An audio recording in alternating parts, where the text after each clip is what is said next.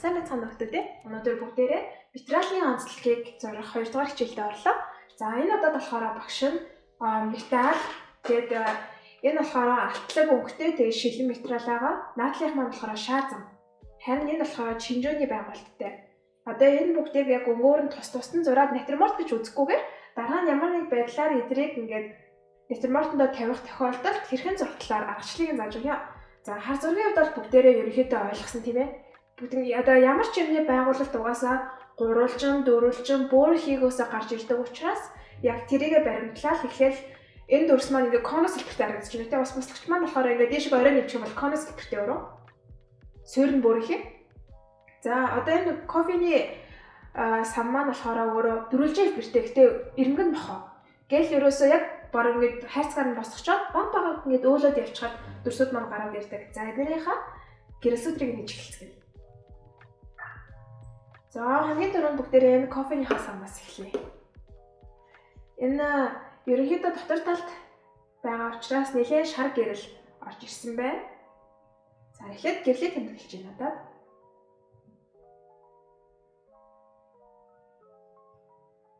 Одоо энэ удаад эхлээд цавруудаа тэмдэглэнэ. Их олон хүн харагдаж байна нөгөө нэг металл дүрсч өөрөө маш олон зүйлийг тусгадаг учраас тэр болгоных нь эхлээд туяаг нь гаргаад өгвөл зүгээр.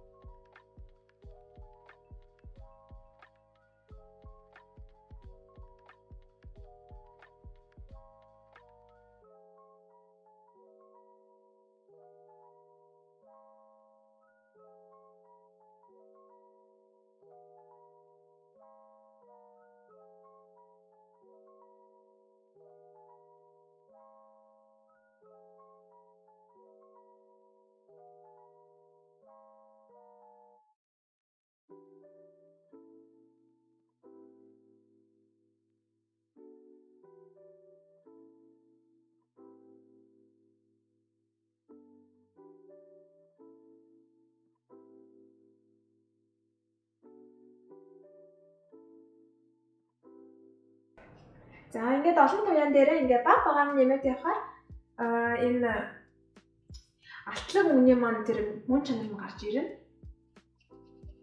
За хар зургаа ер нь их сайн гаргасан байх юм чухал.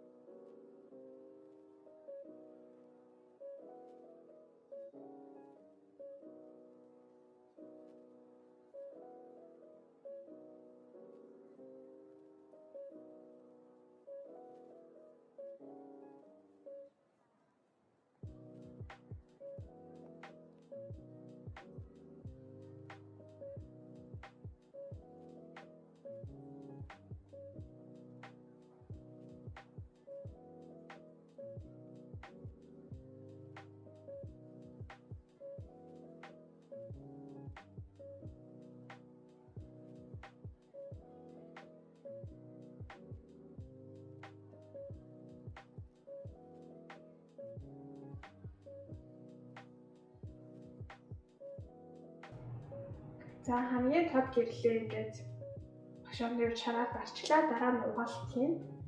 За тэрнээс маань ингээд нэг л бийт учраас ингээд гоё уусгаад маш олон өнгөөр ингээд уусгаад яваад байгаарай.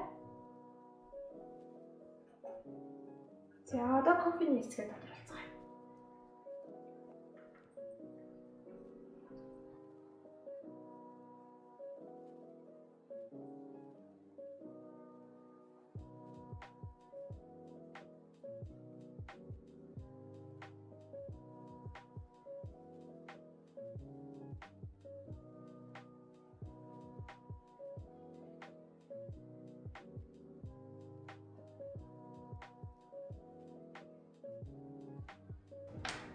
За ингээд саунд доторх кофений өрөө төрсөллээ.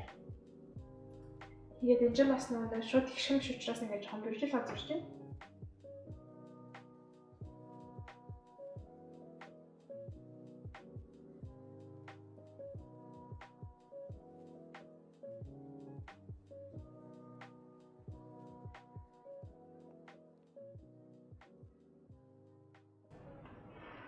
Ингэсгээ хаа гэрэл маань бол байх хэрэгтэй байсан. Арай л дарагдчихлаа ингээд.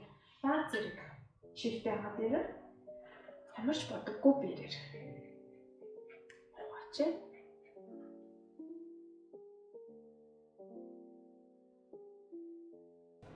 За одоо гадна талыг нь ингээд өшөө гол тэгшин болгоод зурж байгаа хооронд одоо үлдсэн хэсэг маань нэврэн гэж нэгдэж байна. Ер нь нэврэн гэж л байгаа ойлгож байгаагаа энэ хатна гэсэн үг шүү.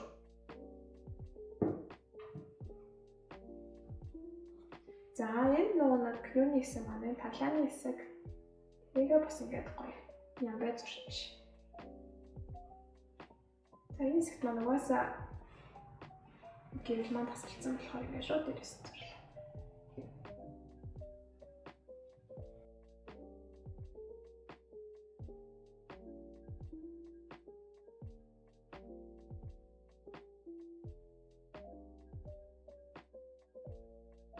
Одоо энэ анзаарч байгаа металл маань маш олон гэрэл сүдрийн заагууд байгаа. Энэ болгоны энэ ер нь бүгдийн нийт хүмүүс гэхэд үндсэн гэдгийг нь хийчихэд материалын онцлог маань их гоё гараад ирнэ.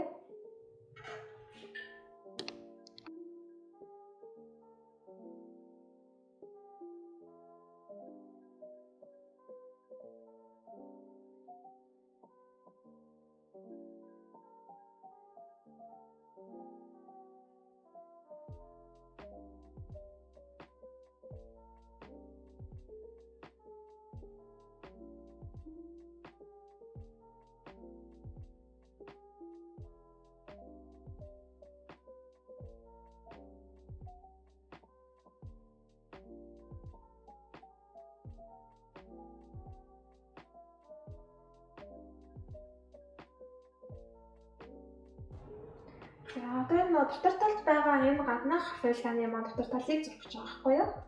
За ингээ харсан чинь ганц хоёр гэрэл үлдээ үлдсэн их бараан харагдчихэ. За тэр гэрлэгийн чадвал үлдээ. Чадахгүй байвал арилсандаач тийм амир багтлахгүй. Усан модгаар зурж байхдаа ер нь л их 50 байх нь чухал. Тэгэхгүйгээр ингээд нэг яагаа энийгээ байхгүй болгочлоо гэж сандрал тэн дээр хамаг анхаарлаа төвлөрүүлж итэл нөгөө нэг гоё болохгоос илүү нөгөө олон нүдэд байгаа юм чинь тэгж гоё болчих чадахгүй шүү дээ. Байн нөгөөдхөө буцалцаар агаад бүрд ордуулаад штэ. Хэдийснээс ингээд 50 за ядаж хатахыг хүлээе даа гэдэг ч юм уу. 50 байх хэрэгтэй.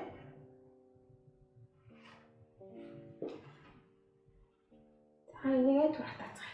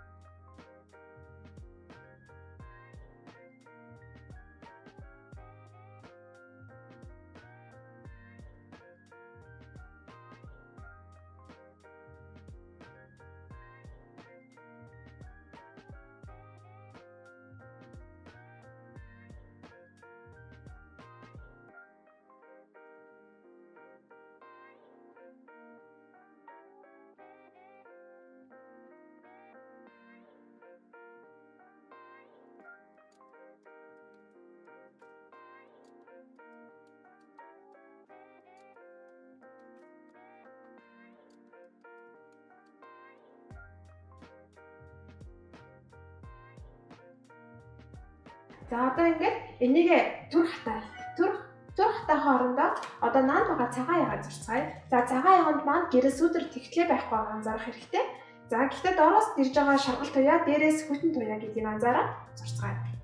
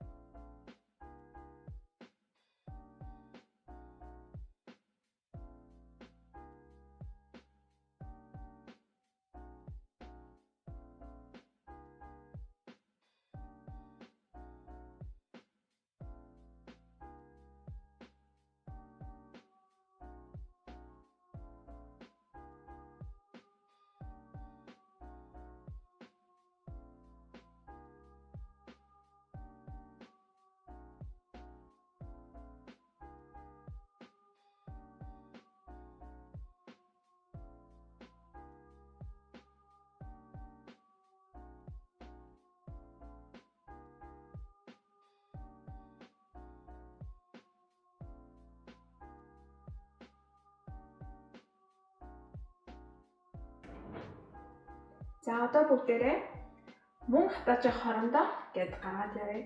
Ерөнхийдөө ингээд сүдэртэй зурх юм бол их гоё орчиндөө сууж өгч байгааз.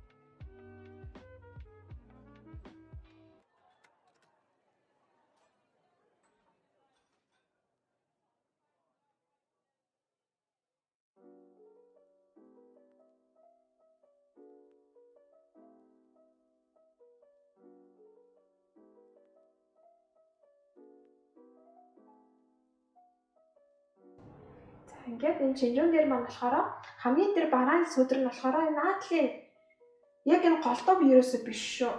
Яг энэ булан дээр хийх юм бол их зүгээр харагдана. Яг тэгвэл энэ дээр дараасаа гэрэлтэй бөөрхийн юм гэрэлсүүд чи яаж гардаг вэ гэдэг энэ голоороо гардаг шүү дээ. Одоо энэ аяг шиг.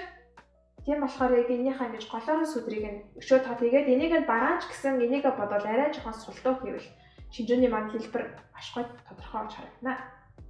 Тэгээд ерөнхийдөө бас нэг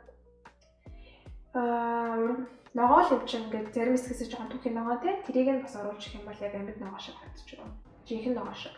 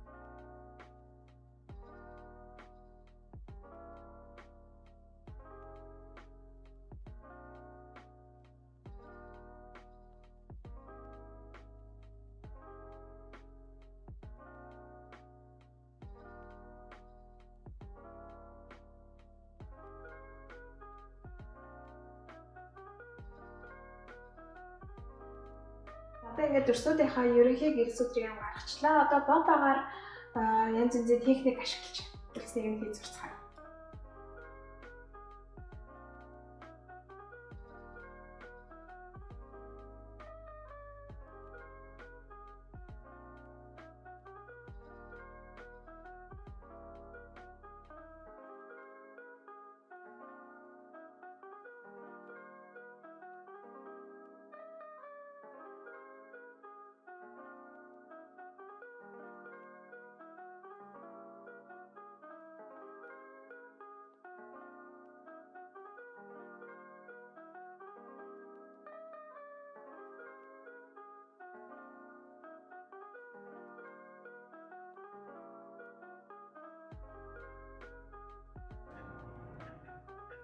За одоо энэ металлын хэсгийг гаргахын тулд ингэж хуурайгаар чирж байгааз тэгэхээр ингээд яг тийм гэрэл тусч байгаа бас сонирхолтой эффект үүсдэг. Туршаа хизээний хүмүүс үү?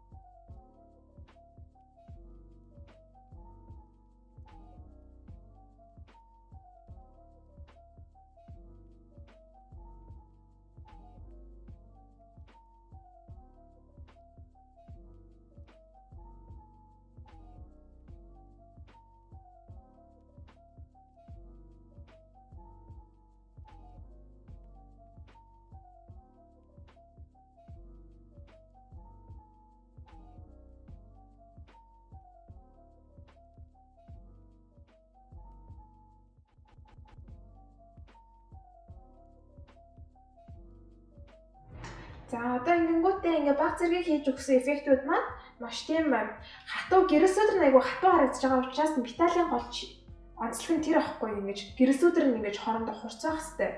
Гэхдээ одоо ингээ бүгднийг хурцуулах юм бол арзан харагдаж шүү дээ тийм ээ. Зарим хэсгийг нь ингээд хооронд нь гоё нийлүүлээд зураад байгаарай. За гэртээ байгаа тутбаш шанаа юу вэ те бүгднийг ингээд металл битлэгийг зурч сураарай. За одоо энэ дээр мөн адил түрүүнийхтэйгээ маш төстэй арга барилаар чангалцгаая.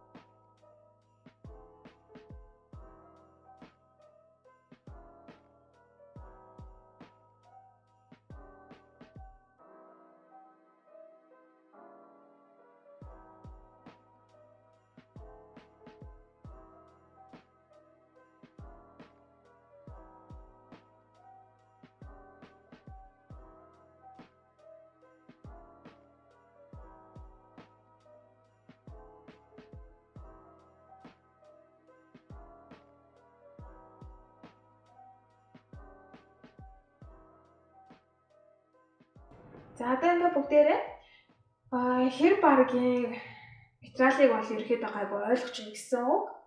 Тэгэхээр бүгдээрээ гэртээ байгаа одоо халдвах сэрээтэй тэдэн чинь ч гэсэн ингээ металлтай орж байгаа. Тэгээд стакан тавиад зураад үзсгээрээ. Хүнсний ногоо бас ятриморт нэлээ их тааралцдаг. Тэгэхээр бүгдэнд амжилт баяртай. Битгүү зүйлээ багшаас асуугаарай.